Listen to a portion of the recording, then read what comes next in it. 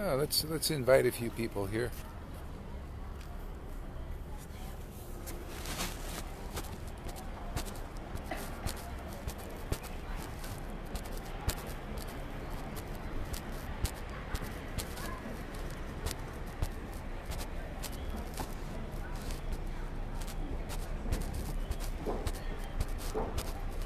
Hare Krishna, Krishna Krishna, Hare Hare, Hare Rama, Rama Rama, Hare Hare, Hare Krishna, Krishna.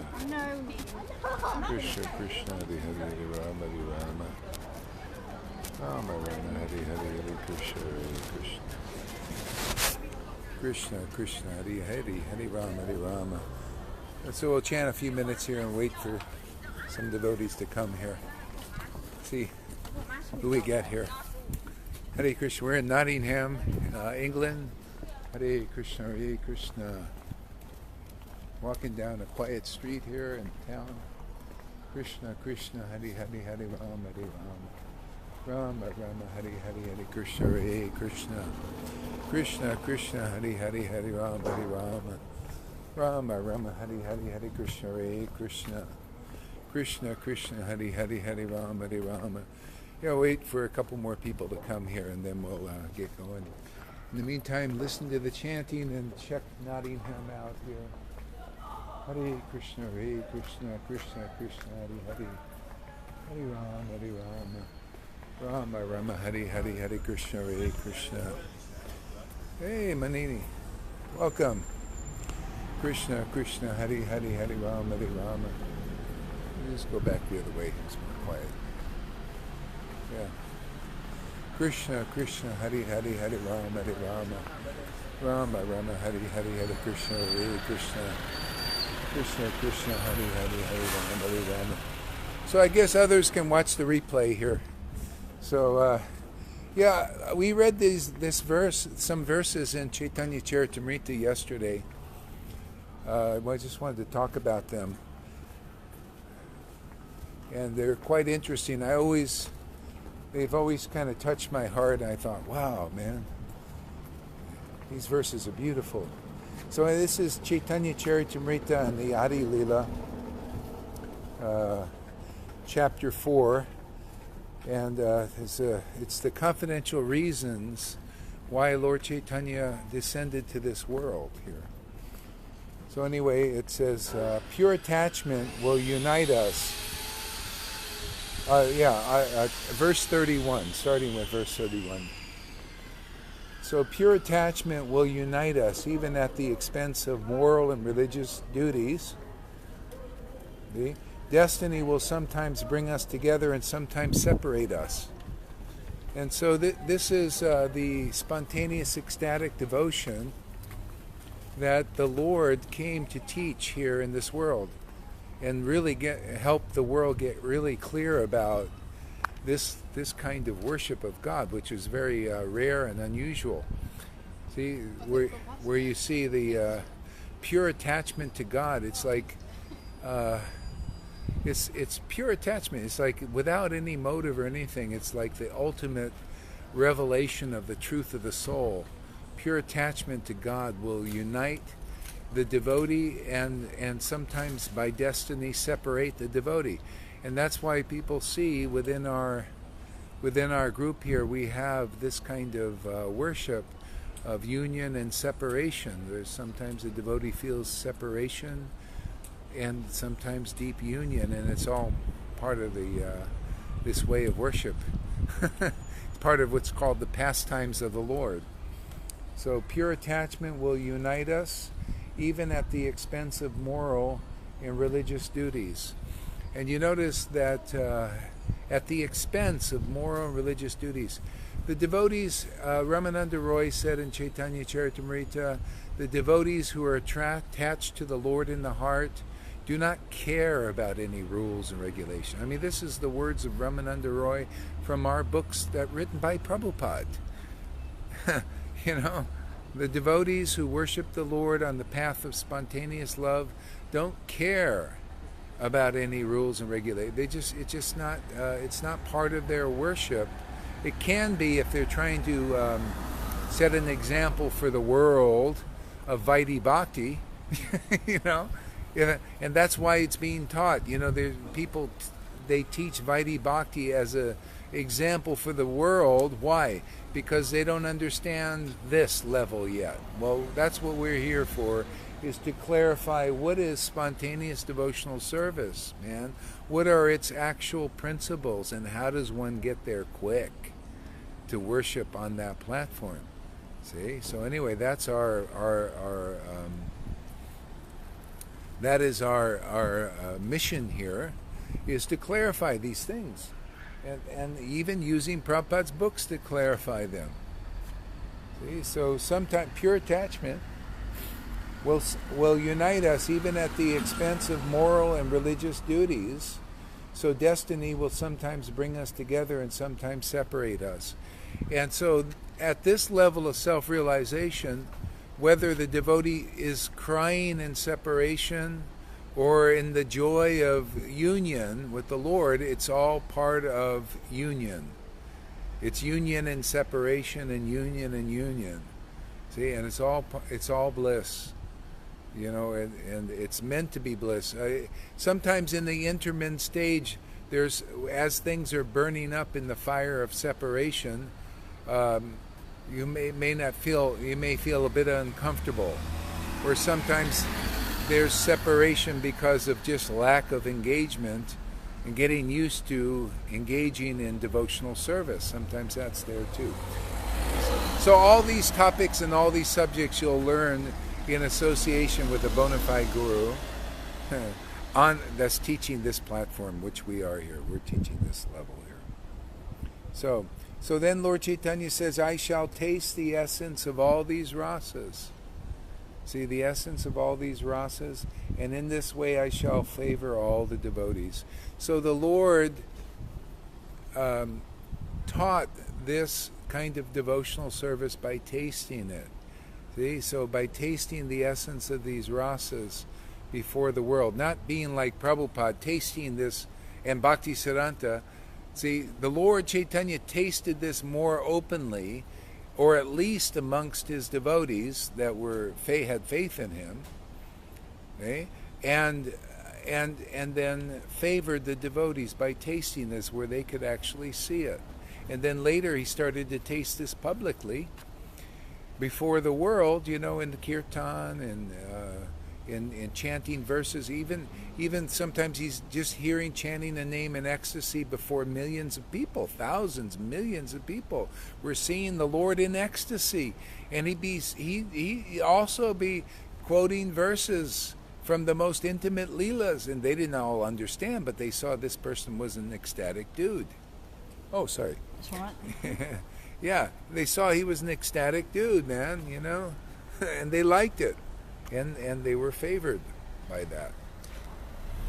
See, so the devotees who teach this path of Raganuga Bhakti that leads very quickly to spontaneous devotional service have to do it by tasting it, and whoever is around, whether it's the public or privately with just a few disciples, or whatever the prerogative of such devotees and the inspiration of such devotees is, that's how you're going to get it. You cannot teach the path of spontaneous or Raganuga Bhakti without being a Raganuga Bhakta. That's why we don't see it. That's why we see only Vaidhi Bhakti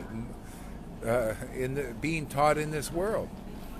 I mean, sometimes you see people teaching they're teaching Raganuga Bhakti in name only.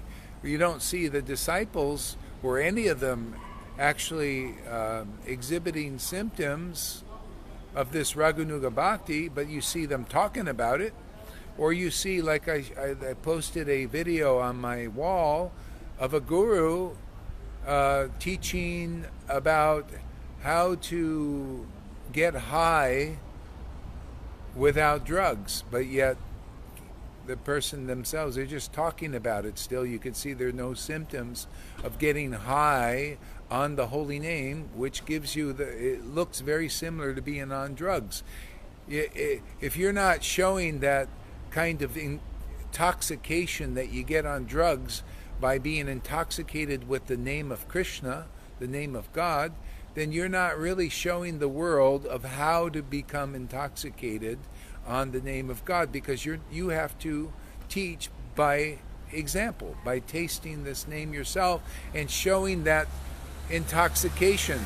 If you're making a public video about how to get high on God, you better show that to show that it's really, you're an example of it, you got to make a public demonstration of, hey man, this is what it's like to get high on the name of Krishna. Well, let's see the intoxication of it. Let's see that pure intoxication of chanting the holy name. See? That isn't being shown. See? So they can only talk about, get high on God. We can't show it yet because we're high on knowledge about this, because we're still studying it. See, we're still studying the knowledge of people that get high on God, but we haven't seen it in 500 years, so we'll just talk about it. See, that's worshiping in name only, in rituals. See, like that. So then, by hearing about the pure love of the residents of Raj, devotees will worship me on the path of spontaneous love, abandoning all rituals of religiosity and fruitive activity. So let's read that again. Break it down. So then, by hearing about the pure love of the residents of Raj. See, hearing about the pure love of the residents of Raj. Isn't that what we're preaching here? Oh man, spontaneous devotional service, pure attachment to the Lord rules. Oh, that is wonderful. And here it is. Not only hearing about it, you see a person chanting the names of the Lord and the Lord's pastimes and going into ecstasy. See, hearing and seeing with your own eyes. Oh, how fortunate we are to see the devotional ecstatic symptoms walk across the pathway of our eyes. That was taught in Chaitanya Bhagavat by Lord Chaitanya and the devotees themselves. See? So by seeing and by hearing of that, and hearing that propagation and that promotion, promotion, that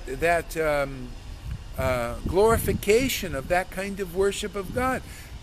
Not the glorification of religious rituals and rules and regulations. That's fine to start, but that's not where it's going, man. It's going into hearing and seeing about and glorifying the love of Vrindavan, which is ecstatic and full of bliss and ecstasy.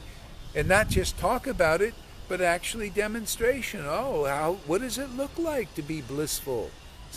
Now, by hearing from such devotees about the pure love of the residents of Raj, devotees will worship me on the path of spontaneous love.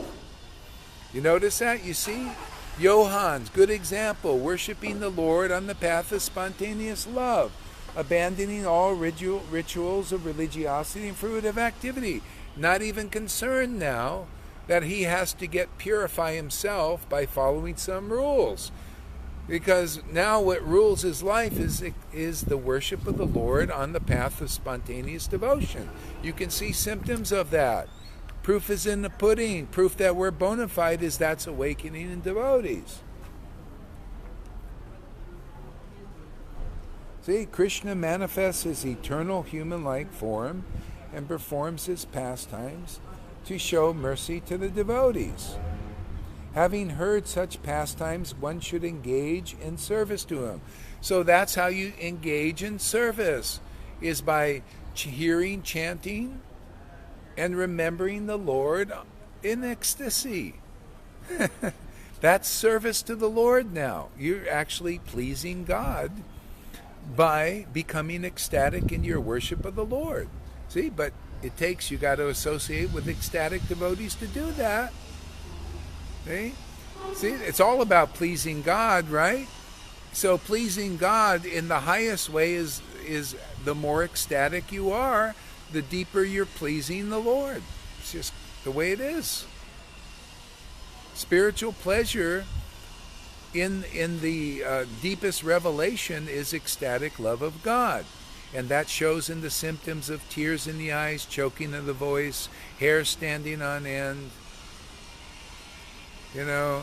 shaking sometimes and quivering and wheeling of the neck, all kinds of things. Mucus coming out of your nose constantly when you're worshiping God. See, that's symptoms of spontaneous devotional service.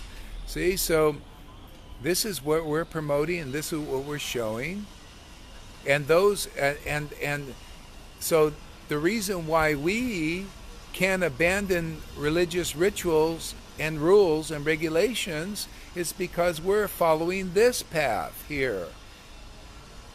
In demonstration, you see, those who are just talking about Raganuga Bhakti, if you notice, they can't abandon their rules and regulations.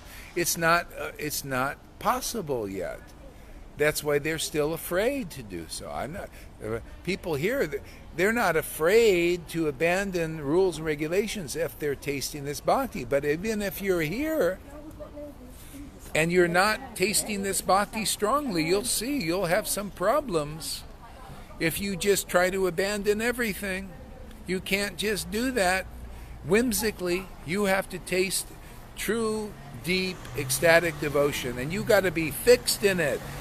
Yes, we have devotees here that are getting some taste and everything, but they're not. They have to be more and more fixed in this bhakti, more and more taste in this devotion to abandon all kinds of stuff. So you can't do this prematurely. This is a happy service. Many devotees are sad and angry. Yeah, exactly. Sad and angry. Well, they're getting purified. If they come here, it'll all get transformed into bliss.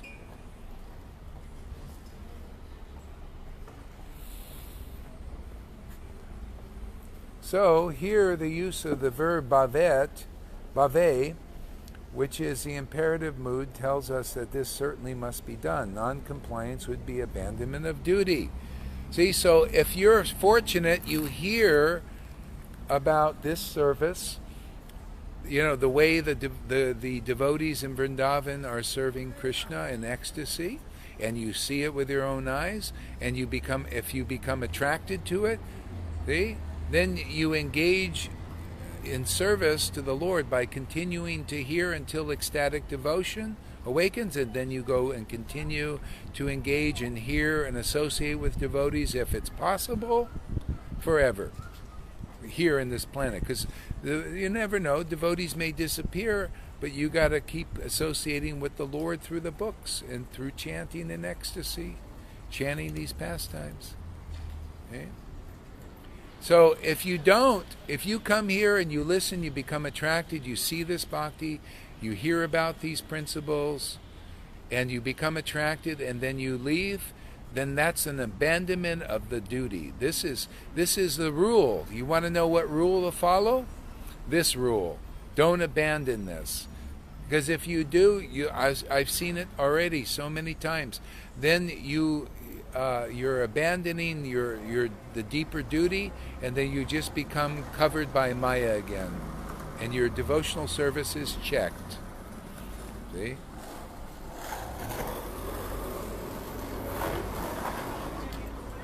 So these are the things you learn in sadhu sangha, this kind of sadhu sangha, which is very rare.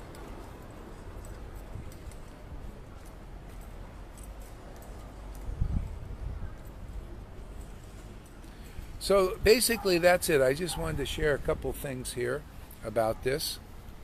And